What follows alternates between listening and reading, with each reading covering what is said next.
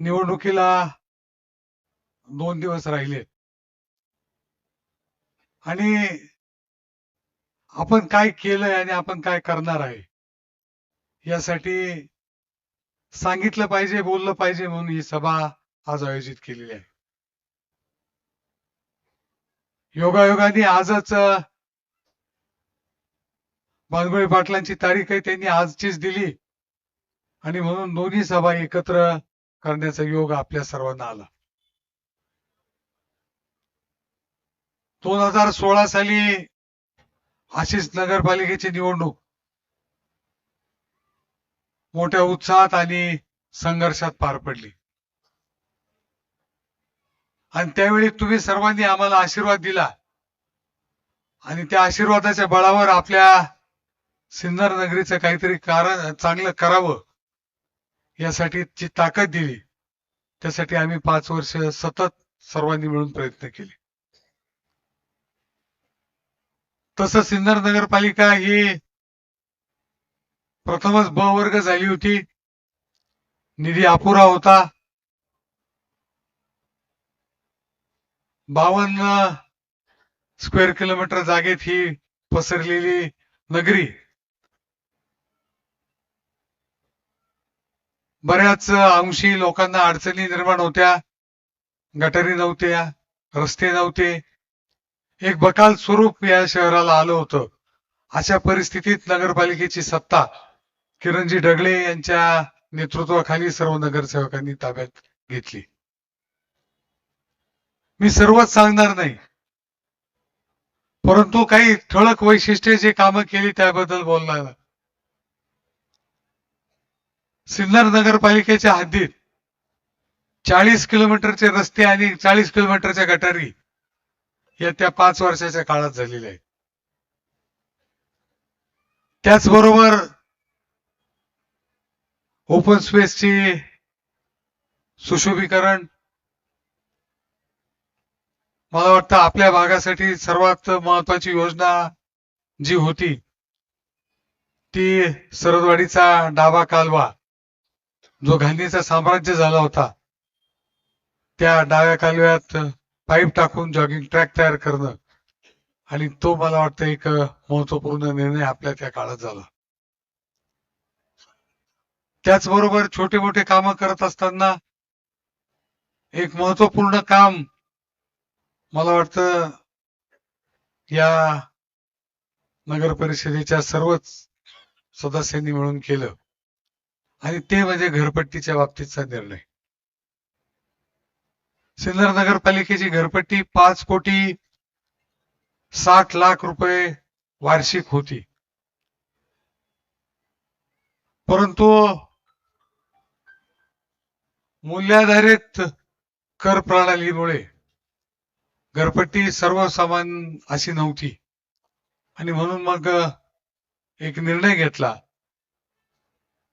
आणि भाडेपट्ट्यावर, भाडे तत्वावर वार्षिक भाडं काय असेल या तत्वावर घरपट्टी आपण लागू करण्याचा प्रयत्न केला. त्यासाठी शासकीय अधिकाऱ्यांनी सुरुवातीला विरोध केला, असं होऊ शकणार नाही घरपट्टी, परंतु तत्कालीन जिल्हाधिकारी असतील, टाउन प्लॅनिंगचे अधिकारी असतील, यांच्याकडे पाठपुरावा करून ती घरपट्टी वार्षिक भाडे मूल्यावर केल्यामुळे जवळपास 20% पासून 80% ही सर्व लोकांची घरपट्टी कमी झालेली आहे. परंतु त्यामुळे नगरपालिकेचं काहीच नुकसान झालं नाही. उलट महाराष्ट्रात प्रथमच ड्रोनने सर्वे करून सर्वच प्रॉपर्ट्या या घरपट्टीच्या आणि सर्वच प्रॉपर्ट्या आपण टॅक्सच्या अंतर्गत घेतल्या आणि त्यामुळे जवळपास 7,80,00,000 रुपये घरपट्टी वसूल व्हायला लागली. तसंच दिव्यांग बांधवांसाठी कुठेतरी मेळावा घेऊन खर्च होत होता, परंतु आम्ही सर्व एकत्र बसलो, सर्वच नगरसेवकांनी साथ दिली आणि सर्व दिव्यांग बांधवांना एकत्र बसून त्यांच्याशी विचारविनिमय करून त्यांना सांगितलं की तुम्ही सिनियरिटी प्रमाणे लिस्ट करा आणि त्यांनी जी यादी केली त्याप्रमाणे प्रत्येक दिव्यांग बांधवांना 40,000 रुपये रोख या स्वरूपात आम्ही त्यावेळी दिले होते. महाराष्ट्र शासनाने निर्णय घेतला नव्हता, परंतु सिन्नर नगर परिषदेने निर्णय घेतला होता की जे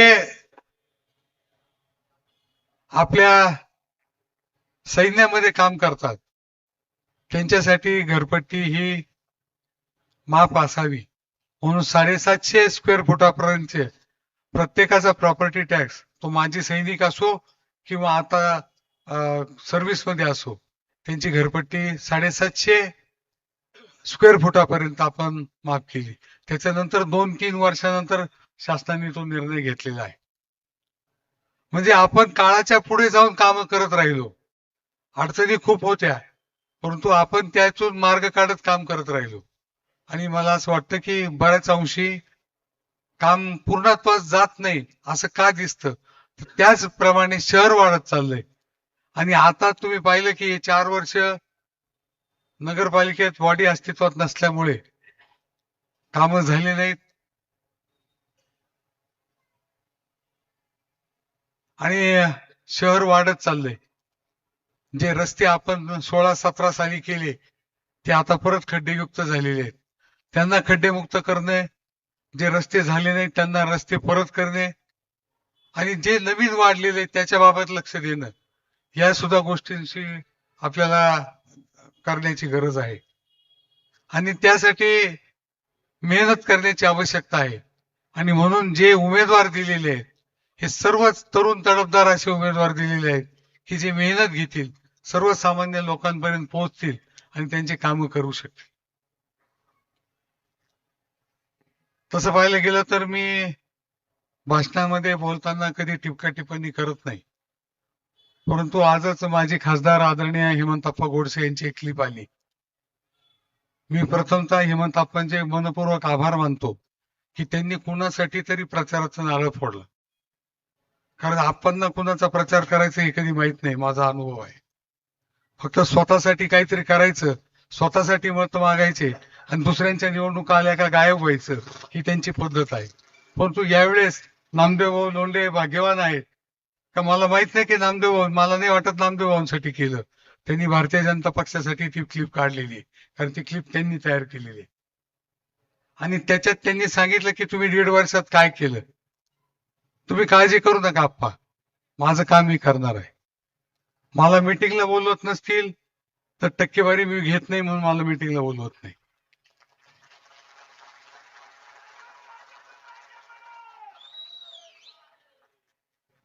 पाच वर्ष काम करत असताना कोणताही एक्स्ट्रा निधी नाही येतात, फक्त जो निधी येतो त्याच्यातून आम्ही कामं केलेली आहेत आणि तोच निधी व्यवस्थित वापरल्यावर काय करू शकतो हे आम्ही दाखवून दिलेलं आहे. मी आपल्याला एकच सांगू इच्छितो की खासदार झाल्यानंतर 4 पोटा कॅबिनचे दवाखाने या शहरासाठी मी मंजूर करून घेतले नॅशनल हेल्थ मिशन मधून. ज्या दिवशी आचारसंहिता लागली त्याच दिवशी त्याचं भूमिपूजन होणार होतं. तर पोटा कॅबिनचा त्याचं वैशिष्ट्य असं आहे की सकाळ संध्याकाळ तिथे डॉक्टर असणार आहेत, पेशंटला तपासणार आहेत आणि त्याचबरोबर मोफत औषधं देणार आहेत. ते 4 ठिकाणं आंबेडकर नगर मध्ये एक, काजीपुऱ्यामध्ये एक, वायुवेशीच्या बाहेर एक आणि ITI जवळ एक, असे 4 ठिकाणं त्याच्यातून निवडलेले आहेत आणि त्या 4 ठिकाणी त्या कॅबिन बसणार आहेत. मला वाटतं ही आचारसंहिता संपल्यावर 2 महिन्याच्या आत ते दवाखाना चालू होणार आहे आणि सिन्नर शहरातील गोरगरीब लोकांसाठी ती व्यवस्था कायमस्वरूपी होणार आहे. तसंच मी आपल्याला सर्वांना सांगू इच्छितो की कामगार वर्ग मोठ्या प्रमाणात आहे. सिन्नर मध्ये MIDC कामगारांसाठी ESICचा 100 बेडेड दवाखाना हा मंजूर झालेला आहे. तुम्हाला नाशिकला जायची आवश्यकता राहणार नाही, मुसळगाव येथे तो दवाखाना होणार आहे. तसंच निधीचा काही विषय नाहीये. सिन्नर शहराच्या कचऱ्यासाठी जो वेस्ट टू कोल, कचऱ्यापासून कोळशाची निर्मिती करणे, या प्रकल्पासाठी 4 कोटी रुपये मंजूर झालेले आणि नगरपालिकेला कायमस्वरूपी उत्पन्न त्याच्यातून मिळणार आहे. ती फाईल शेवटच्या मीटिंग साठी राहिलेली आहे आणि आता आचारसंहिता लागल्यामुळे ते थांबलेलं आहे. परंतु ती एक 4 कोटीची फाईल झाली की आपल्या नगरपालिकेतील कचरा तो संपेल, परंतु MIDC मधला कचरा जो आहे त्याचा सुद्धा कोळशाची निर्मिती होऊन तो कोळसा विकून नगरपालिकेला उत्पन्न निर्माण होईल. एका शाळेसाठी CSR फंड मधून जवळपास 2.5 कोटी रुपये मी मंजूर करून आणलेले आहेत. म्हणजे काम करत नाही असं अजिबात नाही, परंतु तुमच्यासारखं काम कमी आणि जाहिराती जास्त, क्लिप काढणे आणि क्लिप टाकणे हा माझा धंदा नाही. त्यामुळे आपण काळजी करू नका. शासनाकडून आलेला 1-1 रुपया हा तुमच्या सुखासाठी, समाधानासाठी खर्च होईल, याची जबाबदारी आम्ही सर्वांनी घेतलेली आहे. आणि त्यामुळेच मी आपल्या सर्वांना विनंती करतो, बोलण्यासारख्या खूप जरी गोष्टी असतील तरी मी थोडक्यात बोलतो. समक्ष बोलताना मी जास्त वेळ बोलत असतो, म्हणून मी आपल्याला एकच सांगतो की मी या शहरात राहतो. पाणी नाही आलं तरी पहाटे 5ला लोक मला फोन करतात. मी प्रत्येक फोन घेतो. रात्री 12ला कोणी आजारी पडलं तर दवाखान्यात न्यायची व्यवस्था मी करतो. आणि फक्त पेपर पुढारी आणि दरबारी राजकारणी मी नाहीये. आणि त्याच्यामुळे थोडं भांडवल, बोलण्याचं भांडवल कमी आहे. काही लोकांकडे बोलण्याचं भांडवल जास्त आहे, ते जास्त बोलतात आणि जे काम त्यांनी केले नाही ते मी केले आणून दाखवतात. त्याच्यामुळे माझं एकच आपल्याला सांगणं आहे की मी सिन्नरमध्ये राहतो. तुम्ही निम्म्या रात्री हाक मारली तर मी तुमच्यासाठी उभा आहे. मी आमदारही होतो, तुमच्या आशीर्वादाने खासदारही झालो, परंतु माझं काम मी सोडलेलं नाही. मी जे तुमचं काम करतोय सर्वसामान्य लोकांचं, ते असंच करत राहणार आहे. शेवटपर्यंत ती करायची ताकद परमेश्वराने द्यावी ही परमेश्वराची प्रार्थना करतो. आदरणीय शिवसेना पक्षप्रमुख उद्धवजी ठाकरे साहेब यांनी जो विश्वास माझ्यावर दाखवला, त्या विश्वासाला मी तडा जाऊ देणार नाही. आणि स्वर्गीय बाळासाहेब ठाकरे यांचं जे ब्रीद होतं की 80% समाजकारण आणि 20% राजकारण, तर मी तसं म्हणतो की 100% समाजकारण करायचं. राजकारण करताना फक्त निवडणुका आल्या त्यावेळीच राजकारण करायचं, बाकीच्या वेळेस राजकारण करायचं नाही. या नात्याने मी आजपर्यंत काम केलंय, इथून पुढे तेच काम करत राहणार आहे. आणि आपण सर्वांनी मिळून येणाऱ्या 2 तारखेला शिवसेनेची निशाणी जी मशाल आहे, मशालीच्या चिन्हासमोरील बटन दाबावं आणि 29 नगरसेवक आणि 1 नगराध्यक्ष यांना निवडून द्यावं. 1 जागा आपण काँग्रेससाठी सोडलेली आहे, तिथे उमेदवार पंजाही निशाणी आहे, तर त्यांनाही उमेदवारी दिलेली आहे. महाविकास आघाडीचे उमेदवार म्हणून हे सर्वजण उभे आहेत, त्यांना आपण सर्वांनी मतदान करून उपकृत करावं ही विनंती करतो. थांबतो. जय हिंद, जय महाराष्ट्र.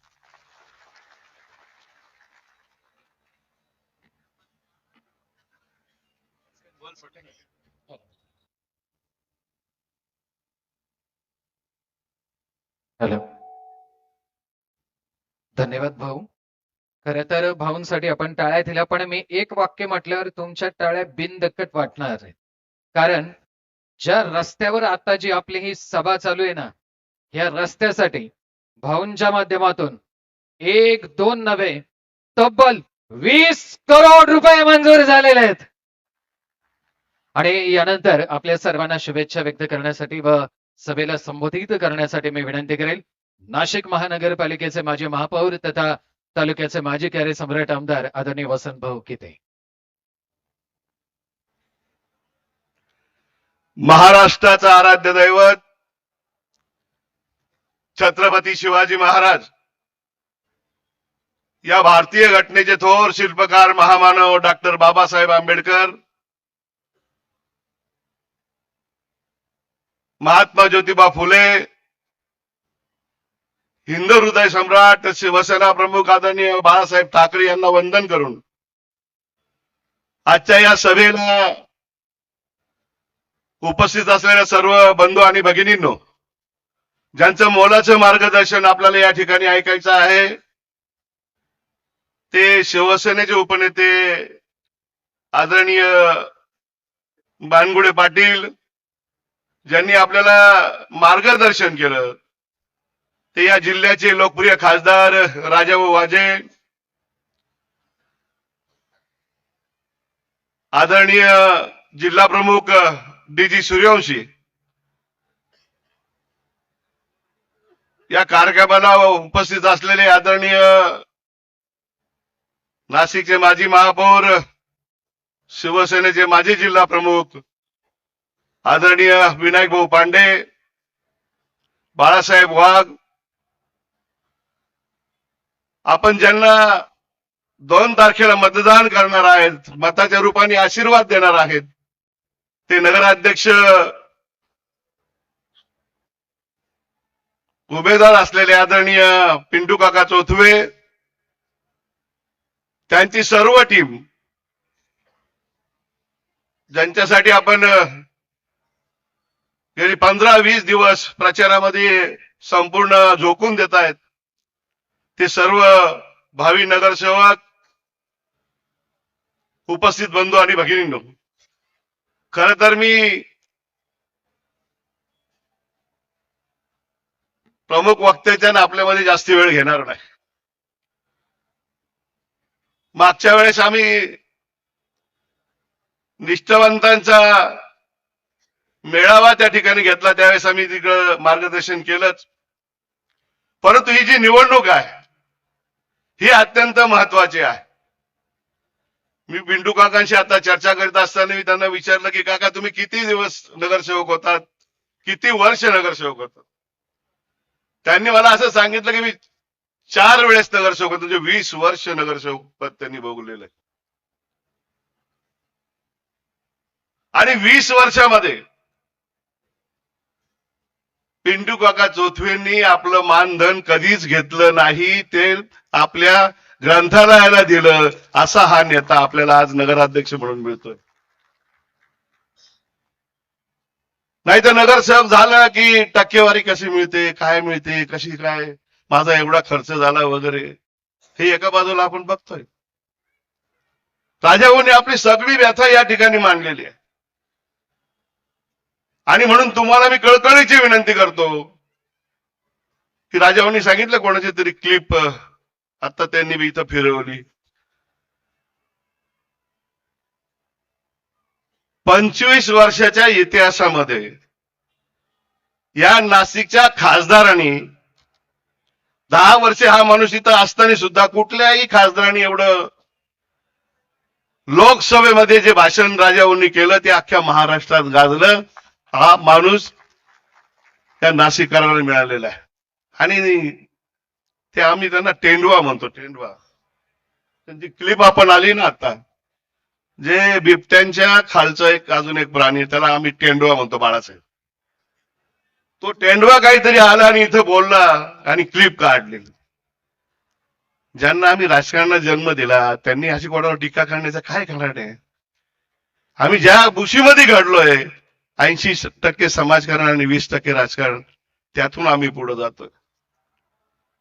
बोलण्यासारखं फार काही आहे, पण या संस्थेचा संबंध आपला असा असतो, महापालिका असो की नगरपालिका असो की नगर परिषद असो, माणूस जन्माला आला की त्याची जन्माची नोंद त्या नगर परिषदेत होत असते.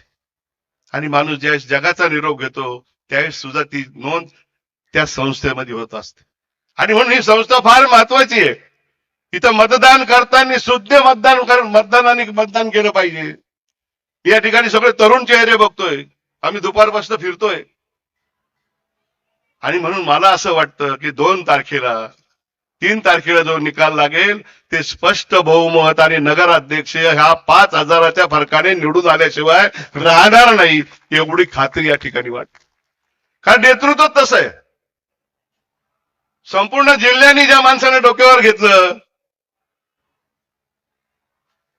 ते राजा वाजे, या सिन्नरचे राजे, त्यांना नाशिकचं राजा केलेलं आहे. आणि म्हणून तुमची माझी जबाबदारी आहे, इथं सगळेच येतील, आता उद्या येतील मुख्यमंत्री, घाईघाईत सभा लावलेली आहे, खोटं बोलतील, रेटून बोलतील. संपूर्ण महाराष्ट्रामध्ये हेच चालू आहे. आपण टीव्हीवर बघतोय. काल एक जण अजून एक माझे मुख्यमंत्री आले आणि त्यांनी सांगितलं की मी सिन्नर दत्तक घेतोय. ही इतके खोटी माणसं आहे. खोटं बोलायचं पण रेटून बोलायचं.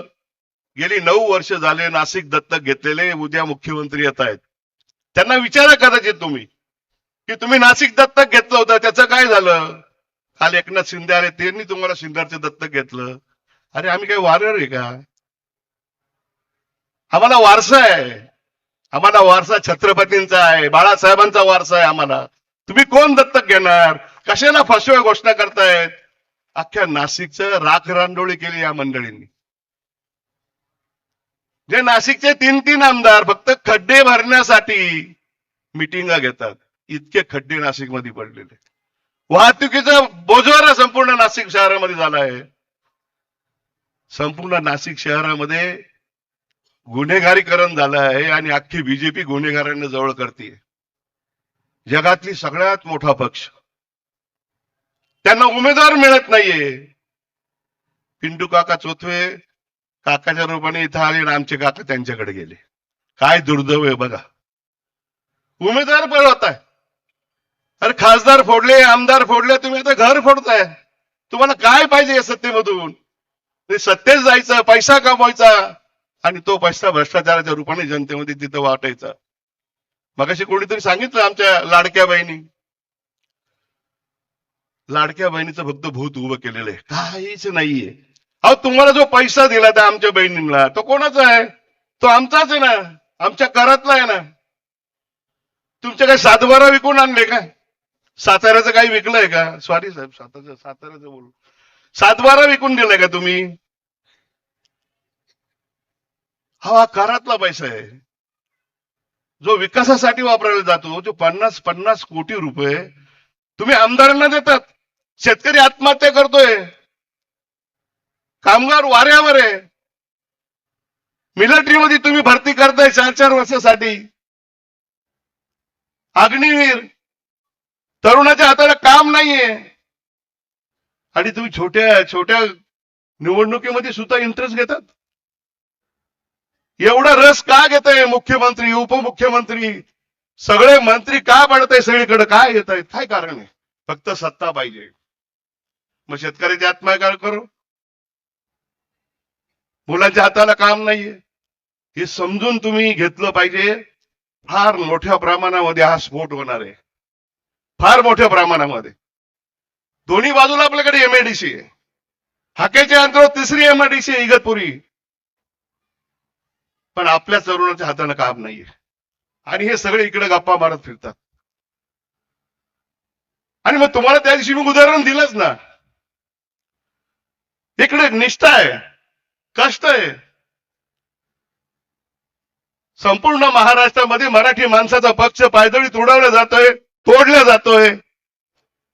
आपण गप्प बसलेलो. ही वेळ आहे त्यांना धडा शिकवण्याची. लोकसभेला शिकवलीत, विधानसभेला मतदान चोरून निवडून आलात.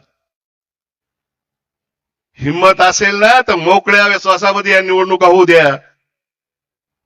परंतु यायचं, मला दत्तक घ्यायचंय, अमकं करायचं, धमकं करायचं, या सगळ्या गोष्टीला तुम्ही थोडस बाजूला ठेवा. मला असं वाटतं की सिन्नरच्या नगराध्यक्ष आणि सगळे नगरसेवक निवडून आल्याशिवाय राहणार नाही. पण आपला उमेदवार ही मशाल, कुठली जात नाही, पात नाही, नातेवाईक नाही. फक्त माझा उमेदवार कोण? तो मशाल, शिवसेनेची मशाल. त्या मशाली समोरचं बटन दाबून तुम्ही या सगळ्या तरुण मंडळींना सेवेची संधी द्या. आमच्या राजाबरोबर विश्वास व्यक्त करा, एवढी कळकळीची विनंती करतो आणि थांबतो. जय हिंद, जय महाराष्ट्र. मनापासून धन्यवाद. यानंतर मंचावरती आता अशा एका व्यक्तिमत्वाला आमंत्रित करायचंय, ज्यांचा शब्द न शब्द ऐकावासा वाटतो आणि हृदयाची सतार छिडत असतो. त्यांच्याबद्दल माझ्यासारख्या छोट्या निवेदकानं काय सांगावं? कारण अखंड महाराष्ट्र आणि अखंड हिंदुस्थान गर्दीचे नवनवीन उच्चांक मांडत महाराष्ट्रात होणारे त्यांचे व्याख्यानच त्यांच्या लोकप्रियतेची साक्ष देतात. एवढंच नव्हे तर इतिहासाचा शोध घेत आणि भविष्याचा वेध घेणारे त्यांचे वर्तमानाचे व्याख्यान हे प्रबोधनाचा नवा जागर घडवत आहेत. सन 2014 साली शिवसेना पक्षप्रमुख माननीय उद्धवजी बाळासाहेब ठाकरे यांच्या माध्यमातून ज्यांचे सातारा सांगली संपर्क प्रमुख पदी म्हणून नियुक्ती झाली आणि 26 जानेवारी 2016 मध्ये शिवसेनेचे उपनेतेपदी त्यांना नियुक्त करण्यात आलं. 1 सप्टेंबर 2018 मध्ये असा इतिहास घडला की महाराष्ट्र शासनाच्या कृष्णा खोरे विकास महामंडळाच्या उपाध्यक्षपदी अर्थात राज्यमंत्रीपदी त्यांची नियुक्ती झाली. एवढंच नव्हे तर त्यांच्या तेजस्वी वाणीतून महाराष्ट्राच्या कानाकोपऱ्यामध्ये अखंड हिंदुस्थानचं दैवत छत्रपती शिवाजी महाराज, अखंड हिंदुस्थानचं आराध्य दैवत छत्रपती संभाजी महाराज, आदरणीय यशवंतराव चव्हाण आणि जगणं समाजासाठी अशा अनेक विषयांवरती तरुण पिढीला सुयोग्य असं मार्गदर्शन करून संपूर्ण महाराष्ट्र आणि अखंड हिंदुस्थान मधील गडकिल्ल्यांच्या संवर्धनासाठी ज्यांचा नेहमीच पुढाकार असतो आणि education is the most important in our life, आपल्या तरुण पिढीला नेहमी शिक्षणाची कास आणि आच धरायला लावणारे आजच्या कार्यक्रमाचे प्रमुख अतिथी, प्रमुख मान्यवर अर्थात ज्यांच्यावरती सरस्वती माता प्रसन्नाचे महाराष्ट्राचे सुप्रसिद्ध समाज प्रबोधनकार आणि शिवसेनेचे उपनेते, टाळ्यांच्या गजरात स्वागत करूया आदरणीय प्राध्यापक डॉक्टर नितीनजी वानगुडे पाटील यांचं. मी आदरणीय प्राध्यापक डॉक्टर नितीनजी वानगुडे पाटील आपणास विनंती करतो.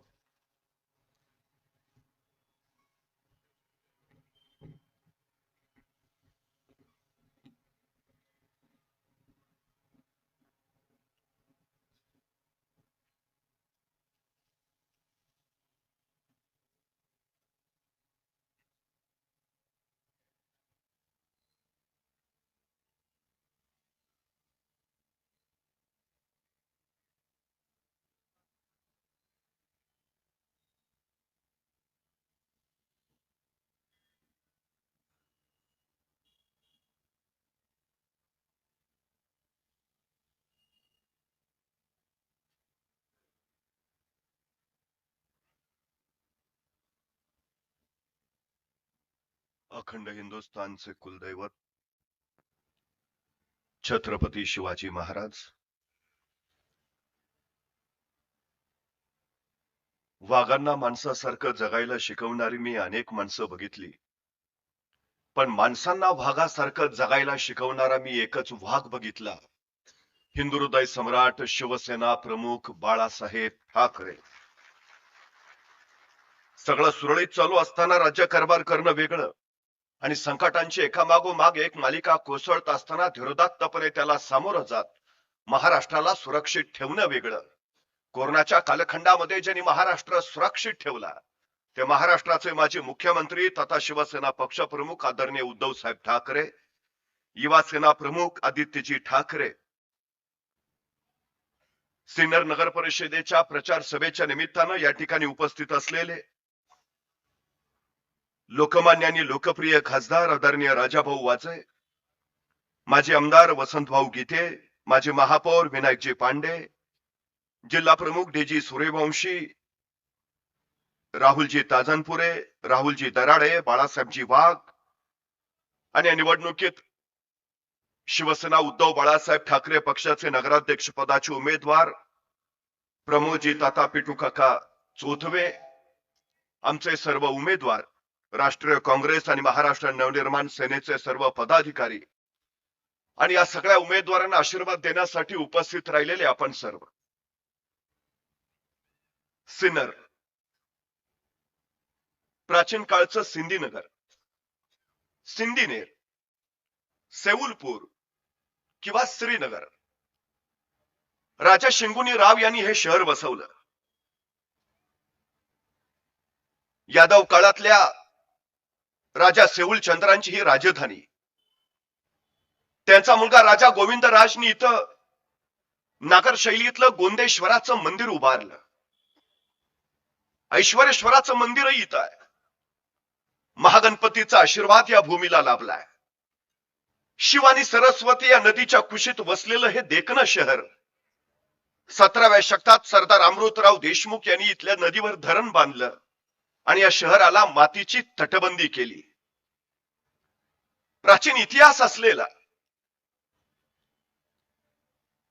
1860 ची नगरपालिकेची स्थापना असलेलं हे महाराष्ट्रातल्या सर्वात जुन्या नगरपालिकेचं शहर आहे.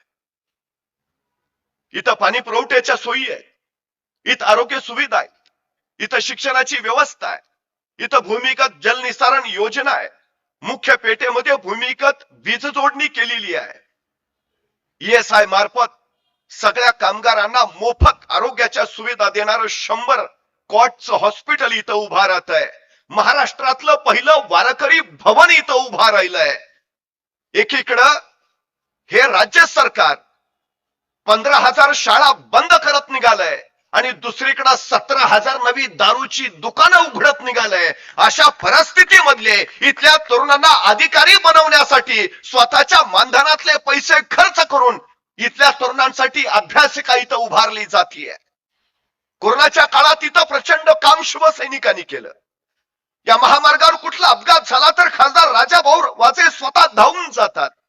विकासाच्या बाबतीत हे शहर प्रगतीपथावर आहे, आणखी प्रगतीच करताय. या प्रगतीशील शहराची ही निवडणूक आहे. खर तर महाराष्ट्रामध्ये 246 नगर परिषदा आणि 42 नगरपंचायतीच्या निवडणुका होऊ घातल्या. 2 तारखेला मतदान आहे. म्हणजे एकूण महाराष्ट्रात 3,820 प्रभागामधून 6,859 नगरसेवक निवडून येतील आणि 288 नगराध्यक्ष या निवडणुकीतून निवडले जातील.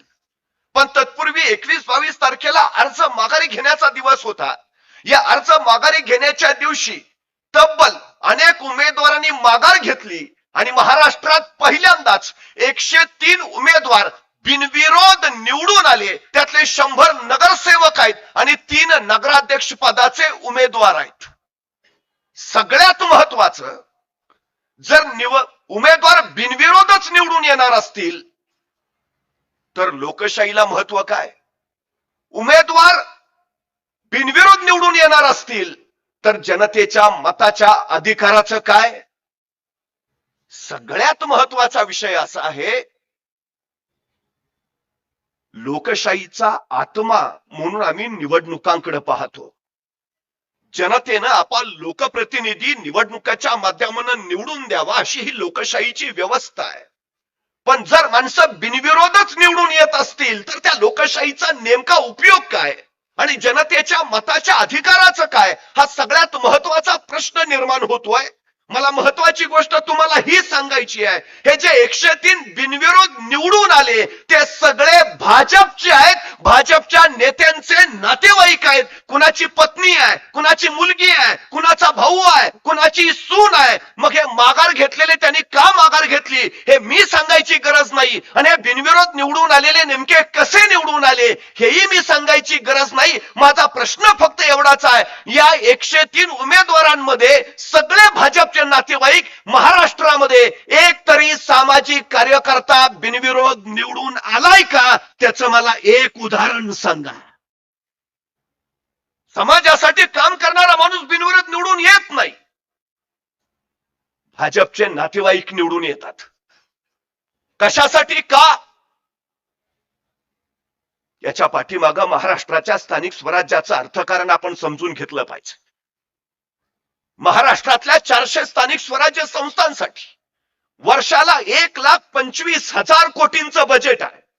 पैकी मुंबई महानगरपालिकेला 57,000 कोटी, पुणे, नाशिक, पिंपरी चिंचवड, ठाणे या महानगरपालिकांसाठी 45,000 कोटी आणि 240 नगर परिषदांसाठी वर्षाला सरासरी 30,000 कोटी, म्हणजे एका नगर परिषदेला वर्षाला 100 ते 500 कोटी रुपये मिळतात. शिवाय केंद्र सरकारकडून, राज्य सरकारकडून ज्या योजना येतात, मग त्यात पंतप्रधान आवास योजना असेल, स्वनिधी योजना असेल, अमृत योजना असेल, जनजीवन मिशन असेल, या योजनेचा सगळा पैसा हा नगरपालिकेच्या मार्फत खर्च करतो. महाराष्ट्राला आतापर्यंत अमृत योजनेमधनं 16,000 कोटी रुपये मिळाले, जलजीवन मिशन मधून 11,000 कोटी मिळाले. म्हणजे या अर्थकारणावर आपली पकड राहावी यासाठी हा सगळा टास आहे. आपले नातेवाईक तिथं का? नगरपालिका आली म्हणजे घनकचरा व्यवस्थापन आलं, नगरपालिका आली म्हणजे पाणी योजना आली, नगरपालिका आली म्हणजे बांधकाम शुल्क आलं, नगरपालिका आली म्हणजे टेंडर आली, नगरपालिका आली म्हणजे पुरवठा आला. मग ठेकेदार आपले हवेत, पुरवठादार आपले हवेत, आणि हा जो केंद्र राज्याकडनं निधी येतो त्याचा ताबा आपल्याकडे हवा, लूट आपल्याच खिशात जायला हवी. हे त्याच्या पाठीमागचं सगळ्यात महत्वाचं कारण आहे. केंद्रात भाजप आहे, राज्यात भाजप आहे, जिल्ह्यात भाजप हवी त्यांना, पंचायत समितीत भाजप हवी आहे, नगरपालिकेत भाजप हवी आहे. ही इतकी सत्ता लोलुपता नेमकी कशासाठी? महाराष्ट्राच्या राजकारणाच्या पुलाखालून गेल्या काही वर्षात प्रचंड पाणी वाहून गेलं. मला असं वाटलं होतं की पूर्वीचा काळ वेगळा होता. पूर्वी मतपत्रिका पळवल्या जायच्या, नंतर मतदान पेट्या पळवल्या जायला लागल्या, नंतर आमदार पळवून न्यायला लागले, आता तर पक्षच पळवून नेत आहेत. सध्या फोडा, झोडा आणि राज्य करा ही राजकारणाची नवी पद्धत महाराष्ट्रात अस्तित्वात आली आहे. आता राज्यात जे सत्तेत आहे ते पक्ष फोडून सत्तेत बसलेली लोक आहेत. मला प्रश्न पडतो, तुम्ही केंद्रात एकत्र आहे, तुम्ही राज्यात एकत्र आहे, मग सिन्नर नगर परिषदेत तुम्ही वेगळे वेगळे काय? तिथं तुम्ही एकत्र का नाही? जे असेल ते सगळं आपल्याकडेच आलं पाहिजे. इथं वाटा नको, वाटेकरी नको. कशासाठी निवडणुका लढतायत हे? तुमचा विकास नक्की कुणी केला? जनतेने आता विचार करायला हवा, जनतेने आता निर्णय घ्यायला हवा. ही सगळ्यात महत्वाची गोष्ट आहे. तुमच्या भागाचा विकास झाला नाही, मी दोष निवडून आलेल्या व्यक्तीला देत नाही, तर दोष असतो त्याला निवडून देणाऱ्या जनतेचा. तुम्ही जर योग्य निवड केली तर तुम्ही तुमच्या विकासाचा प्रवाह निर्माण करत असता, तुम्ही चुकीची निवड केली तर तुमचा विकास तुम्हीच अडवत असता. हे जनतेनं लक्षात घेतलं पाहिजे. आज सिन्नर जे विकसित दिसतंय त्याचं कारण फक्त शिवसेना, उद्धव बाळासाहेब ठाकरे पक्ष आणि त्यांची सत्ता इथं आहे. खासदार राजाभाऊ वाजेंचं नेतृत्व इथं आहे आणि त्यांच्या नेतृत्वाखाली काम करणारे शिवसैनिक इथं आहेत. हे या विकासाचं सगळ्यात महत्वाचं कारण आहे. आता निवडणुकांचा प्रचार सुरू झाला. मला प्रश्न असा पडला, सध्याच्या घडीला महाराष्ट्रात एकही प्रश्न शिल्लक नाही. सध्या महाराष्ट्रात फक्त एकच प्रश्न शिल्लक आहे, नगर परिषदांची सत्ता. मुख्यमंत्री आणि 2 मुख्यमंत्र्यांसहित सगळं सरकार महाराष्ट्रात फिरतंय ते निव्वळ नगर परिषदांचा प्रचार करत. मला प्रश्न असा पडला, सध्या गीते साहेब मोबाईलवरनच कामाच्या मंजुऱ्या चालू आहेत. मग तुम्ही आत्ता कामं करताय, मग इतके दिवस काय करत होता? म्हणजे निवडणुका आल्या की हमें तुमसे प्यार है, आणि निवडणुका गेल्या की हम आपके है कौन. नेमका प्रकार काय आहे हा? इतके दिवस का नाही आले? आता गरगर गरगर महाराष्ट्रभर फिरतायत. अतिवृष्टी झाली, शेतकरी नाडला पिडला, त्याच्या डोळ्यातनं अश्रूचा पाऊस पडला, त्यावेळी शेतकऱ्याचे अश्रू पुसायला हे सरकार आलं नाही. तेव्हा कुठे होता? अतिवृष्टी जाहीर करा, ओला दुष्काळ जाहीर करा, शेतकऱ्यांसाठी काहीतरी करा, कर्जमुक्ती करा. सगळा महाराष्ट्र सांगत होता, त्यावेळी तुमच्याकडे निधी नव्हता. आणि आता फोनवरनं काम मंजूर करायला तुमच्याकडे निधी आहे. शेतकऱ्यांचा विरोध असताना 80,000 कोटीचा शक्तीपीठ महामार्ग तुम्ही निर्माण करताय. 15 लाख कोटीची उद्योगपतींची कर्ज माफ करताय. पण शेतकऱ्यांची कर्ज माफ करायला तुमच्याकडे पैसा नाही. विम्याचे पैसे मिळाले, नुकसान भरपाई मिळाली, आता निवडणुका आल्या की कुठून आलेत पैसे? हे करतो, ते करतो, ते करतो, हे करतो. नुसता घोषणांचा सुकाळ, कृतीचा मात्र दुष्काळ या महायुतीच्या सरकारकडे हे आपण लक्षात घेतलं पाहिजे. काय परिस्थिती आहे हो एकूण? नको नको ते प्रश्न उभा करायचे, जनतेचं लक्ष तिकडे केंद्रित करायचं आणि पायाभूत आणि मूलभूत सोयी सुविधांकडे सुकणाई व दुर्लक्ष करायचं, ही यांची पद्धत आहे. आमच्या ग्रामीण भागात एक गोष्ट सांगितली जाते, काही चोर म्हैस चोरायला जातात, त्यातले 2 चोर पहिल्यांदा म्हैशीच्या गळ्यातली घंटा चोरतात आणि ती घंटा वाजवत पूर्वेकडे निघून जातात आणि उरलेले 2 चोर ती म्हैस घेऊन पश्चिमेकडे धावतात. नंतर गाव जागं होतं, गावाला कळतं म्हैस पळवलीये, मग गाव घंटेच्या आवाजाच्या मागे पूर्वेकडे पळत जातं आणि चोर म्हैस घेऊन पश्चिमेकडे गायब होतात. सध्या नको त्या विषयाच्या घंटा वाजवायचं काम महाराष्ट्रात चालू आहे. मूलभूत पायाभूत प्रश्न सगळे बाजूला. काय काय सांगितलं होतं यांनी? 15 लाख खात्यावर जमा करतो, झाले. 2 कोटी रोजगार निर्माण करतो, मिळाला. पक्की घरं बांधून देतो, झाली. स्मार्ट सिटी निर्माण करतो, झालं. आदर्श गावं तयार करतो, झालं. शेतकऱ्यांना हमी भाव देतो, मिळाला. शेतकऱ्यांची कर्जमुक्ती करतो, केली. काय केलं? काय झालं मेक इन इंडियाचं? काय झालं स्किल इंडियाचं? काय झालं डिजिटल इंडियाचं? काय झालं आत्मनिर्भर भारताचं? काय झालं 1 रुपया तुम्ही स्वयंपाकाचा गॅस देणार होता त्याचं? काही नाही, काही नाही. फक्त निवडणुका आल्या की घोषणा करायच्या, जनतेला इतर विषयात गुंतवून ठेवायचं. आमची सगळ्यात मोठी अडचण झाली ती ही, जनतेनं आता तरी योग्य निर्णय घ्यायला हवा. सगळ्यात महत्वाची गरज आहे ती. हे मोठे तयार बनवा बनवीवाली माणसं आहेत. उद्धवजी ठाकरे मुख्यमंत्री होते, तुम्ही त्यांना मुख्यमंत्री पदावरनं उतरवलं. तुम्ही उद्धवजी ठाकरेंना मुख्यमंत्री पदावरनं उतरवू शकलात, पण जनतेच्या मनातनं कसे उतरवणार? जे सांगितलं ते केलंच. पहिल्या मंत्रिमंडळाच्या बैठकीत 7/12 कोरा करायचा निर्णय घेतला. पहिल्या शेतकऱ्यांना पीक विमा मिळत होता. जे सांगितलं ते केलंच. परवा आमच्या सांगलीचा एक स्वच्छता कर्मचारी मला म्हणाला, महाराष्ट्र खरंच भाग्यवान, महाराष्ट्राला अत्यंत योग्य वेळी उद्धवजी ठाकरेंचं नेतृत्व मिळालं. कोरोनाच्या कालखंडामध्ये जर उद्धवजी ठाकरे मुख्यमंत्री नसते, महाराष्ट्राच्या रस्त्यावर माणसं मरून पडलेली तुम्हाला दिसली असती. आज उद्धवजी ठाकरेंच्या नेतृत्वाखाली आमचे खासदार काम करतायत.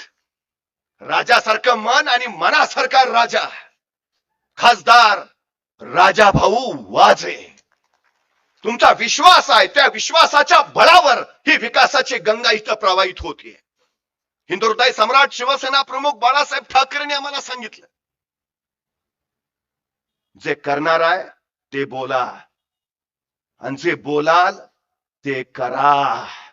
राजाभाऊ वाजेने आतापर्यंत जे जे सांगितलंय ते केलंय आणि जे केलंय तेच सांगितलंय.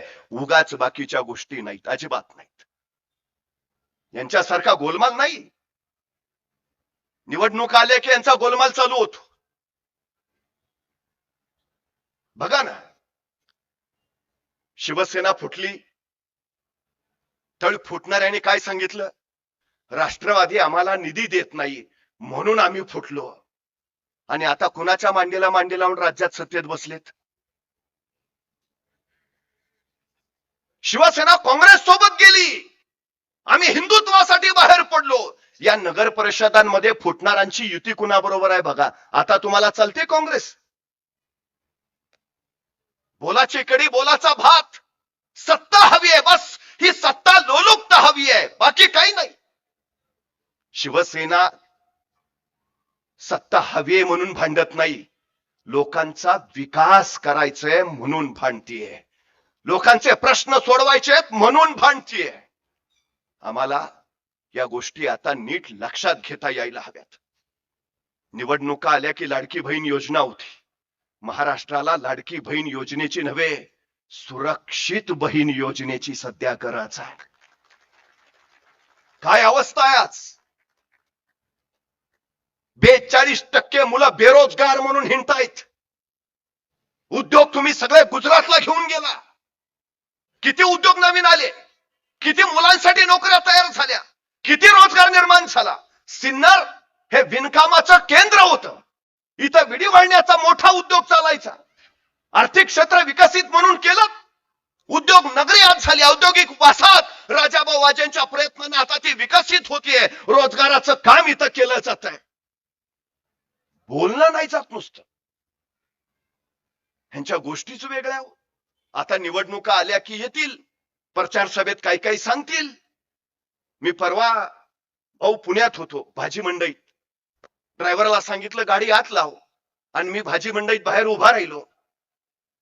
तेवढ्यात माझं लक्ष तिथं उभा असणाऱ्या गजरेवाल्याकडे गेलं. त्याचं गजरा विकण्याचं कौशल्यच विलक्षण होतं. तो आल्या गेल्या महिलांकडे बघायचा आणि म्हणायचा, ओ ताई गजरा घ्या, 1 महिना सुकणार नाही. ओ ताई गजरा घ्या, 1 महिना सुकणार नाही. अहो, गजरा न घालणाऱ्या महिलाही वळूवळू बघायला लागल्या. असला कसला गजरा 1 महिना सुकणार नाही. 15 मिनिटात तिची पाठी रिकामी झाली. मलाही कौतुक वाटलं.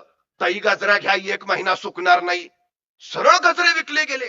तेवढ्या त्याच्या समोरून एक मॅडम चालल्या होत्या. त्या मॅडमकडे बघत तो म्हणाला, ओ मॅडम गजरा घ्या, 1 महिना सुकणार नाही. मॅडम तिथूनच वळाल्या. त्याच्याकडे बघत म्हणाल्या, हो गेल्या महिन्याचा अजून तसाच आहे. आता हे निवडणुकीच्या प्रचारात आले आणि 15 लाख देतो म्हटले की सरळ सांगा मागच्या वेळेचे अजून तसेच आहेत.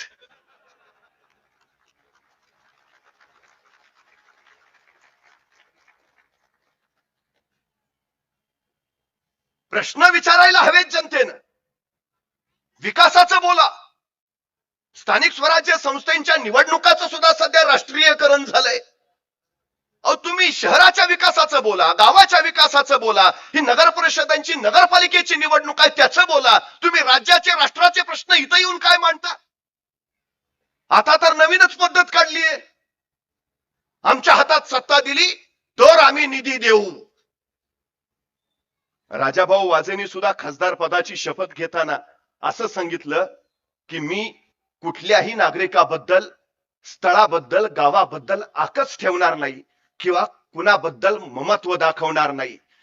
ज्यांनी मला मत दिलं मी त्याचाही विकास करेन, आणि ज्यांनी मला मत दिलं नाही मी त्याचाही विकास करेन. हे लोकप्रतिनिधीचं सगळ्यात मोठं काम आहे.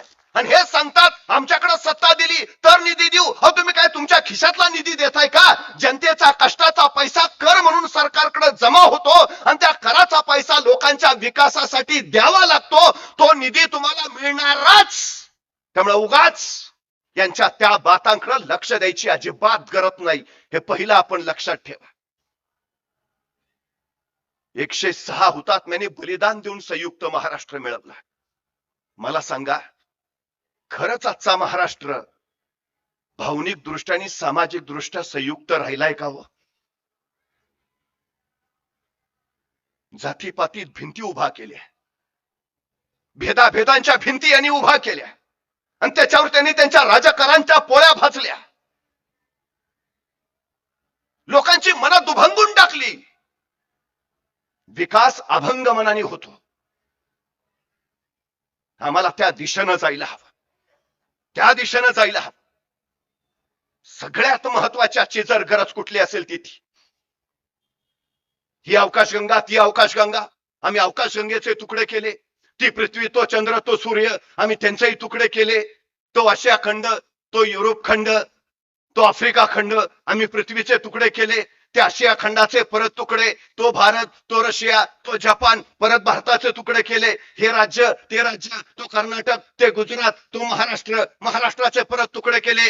तुझा जिल्हा, माझा जिल्हा, याचा जिल्हा, त्याचा जिल्हा, जिल्ह्याचे परत तुकडे केले. हा तालुका, तो तालुका, तुझा तालुका, माझा तालुका, तालुक्याचे परत तुकडे केले. तुझं गाव, माझं गाव, याचं गाव, त्याचं गाव, गावाचे परत तुकडे केले. खालची आळी, वरची आळी, तुझा पार, माझा चौक, चौकाचे परत तुकडे केले. तुझं घर, माझं घर, याचं घर, त्याचं घर, घराचे परत तुकडे केले. तुझी खोली, माझी खोली, याची खोली, त्याची खोली, खोलीचे परत तुकडे केले. हा खण, तो खण, तुझा खण, माझा खण, खणाचे परत तुकडे केले. हा दगड, तो दगड, याचा दगड, माझा दगड, दगडाचे परत तुकडे केले. हा तुकडा, हा खडा, तो खडा, हा खडा, खड्याचे परत तुकडे केले. तो कण, हा कण, हा कण, तो कण, कणाचे परत तुकडे. हा रेणू, तो रेणू, तुझा रेणू, माझा रेणू, रेणूचे परत तुकडे.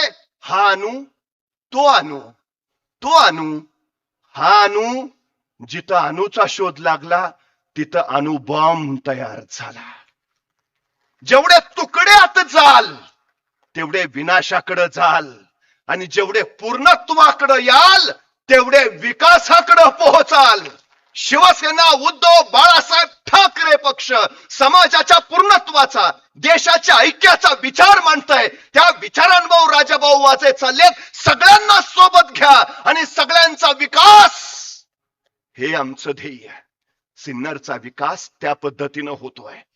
सगळ्यांना सोबत घेऊन, सगळ्यांना एकत्र करून. आमची सगळ्यात महत्वाची जबाबदारी आहे ती आहे, सगळ्यात महत्वाची.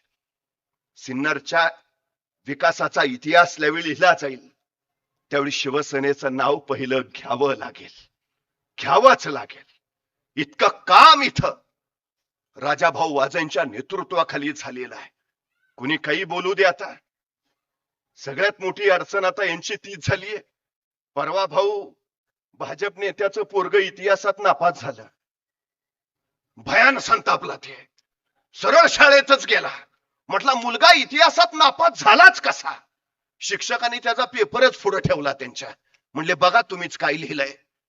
मग प्रश्नपत्रिकेत प्रश्न होता, देशाला स्वातंत्र्य कधी मिळालं? मुलानं लिहिलं होतं 2014. देशात औद्योगिक क्रांती कधी झाली? मुलानं लिहिलं होतं 2014. प्रश्न होता देशात रेल्वे कधी सुरू झाली? मुलानं उत्तर लिहिलं होतं 2014. वडील असे संतापले, अरे काय लिहिलंयस तू? तसं पोरग म्हटलं बाबा तुम्हीच तर सांगता देशात 70 वर्षात काहीच झालं नाही.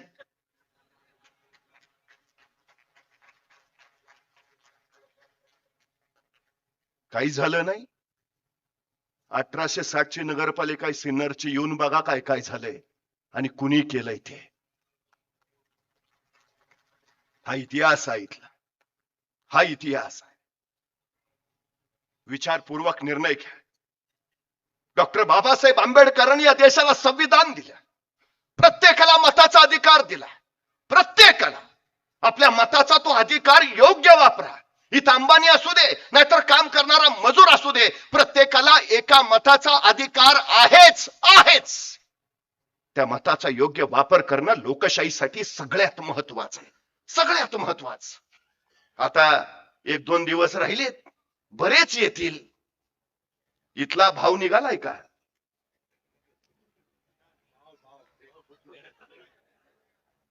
नाहीतर सध्या चर्चा चालू आहे, इथं एवढं तिथं तेवढं. एकदा ही लोक ह्यांची एका कुंभाराकडे गेली. म्हटले किती मत आहेत घरात? कुंभार म्हटला 5 मत आहेत. एक काम कर, हे 5,000 ठेव. तसा तो कुंभार नाही नाही नाही हे नको हे नको. अरे घे ना. नकोच. आणि मग त्यापेक्षा एक काम करा की मला माझ्या व्यवसायासाठी एका गाढवाची गरज आहे, ह्याच्याऐवजी एक गाढव आणून दिलं तर उत्तम होईल. ते म्हणले एवढंच ना, चल देऊन टाकतो. हे गेले गाढव शोधायला. एका ठिकाणी गेले, किंमत सांगितली 30,000. दुसऱ्या ठिकाणी गेले, म्हणले 50,000. तिसऱ्या ठिकाणी जरा चांगलं उत्तम 70,000. हे डोक्याला हातच लावून बसले. 70,000. त्याच्याकडे परत आले, म्हटले हेच घे की. नाही नाही नाही, मला दिलं तर गाढव द्या. नाही रे, 70,000 ला आहे. कुंभार म्हटला गाढवाची सुद्धा किंमत 70,000 आहे.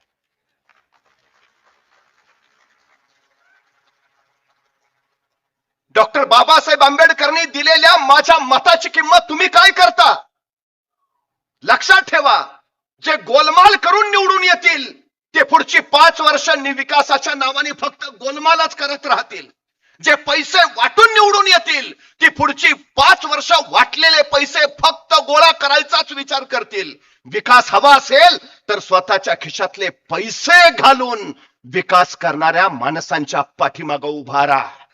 आमच्या शिवसेनेच्या नगराध्यक्ष पदाचे उमेदवार पिटू काका, प्रमोद भाऊ नगरसेवक म्हणून मिळणारं सगळं मानधन एमपीएससी युपीएससीच्या पोरांसाठी खर्च करतात. करोडो रुपयांची सिन्नर शहरात असलेली आपली जमीन राजाभाऊ वाजे यांनी जनता विद्यालयासाठी देऊन टाकली. या लोकांना घेणं माहिती नाही, या लोकांना फक्त देणं माहिती आहे. देणाऱ्यांच्या पाठीशी उभा राहा, देणाऱ्यांच्या पाठीशी. आणि एक गोष्ट लक्षात ठेवा, तुमचा नगरसेवक तुमचा प्रतिनिधी असतो, तुम्ही निवडलेला प्रतिनिधी असतो. तो योग्य असायला हवा, त्याच्याकडे दृष्टी आणि दृष्टिकोन असायला हवा, तर उद्याचा विकास तुम्हाला योग्य पद्धतीनं नजरेस पडेल. नाहीतर हल्ली अवघड झाले. एक जण नगरसेवक होते, 5 वर्ष काहीच काम केलं नाही. म्हणले आता निवडणुका लागण्याची शक्यता आहे, काहीतरी काम केल्यासारखं दाखवलं पाहिजे. मग गडबडीत काहीतरी निधी कुठनं तरी आणला आणि एक वार्डात स्मशानभूमी उभारली. म्हणले आता आचारसंहिता लागायच्या आधी उद्घाटन केलं पाहिजे, नाहीतर मग श्रेय पण मिळायचं नाही. मग आचारसंहितेच्या आधी गडबड करून स्मशानभूमीचं उद्घाटनही ठेवलं, गडबडीत उद्घाटन केलं. आणि मग हे नगरसेवक महाशय उद्घाटकीय भाषणाला उभा राहिले.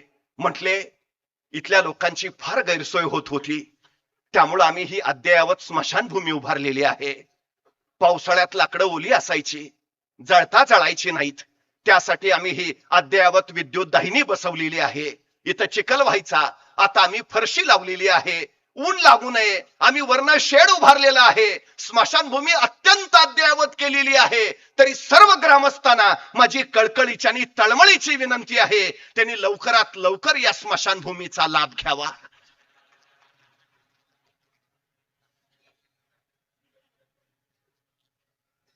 तुम्हाला विकासाकडे नेणारे नगरसेवक हवेत का पोचवणारे नगरसेवक हवेत, हा निर्णय तुमचा आहे. मला खात्री आहे प्राचीन काळापासून यादव राजांची राजधानी राहिलेलं हे सिन्नर भविष्यात सुद्धा विकासाची राजधानीच राहील. आणि त्याच्यासाठी तुमचा आशीर्वाद शिवसेना उद्धव बाळासाहेब ठाकरे पक्षाच्या उमेदवाराला मिळेल. जर जगायचं असेल खुशाल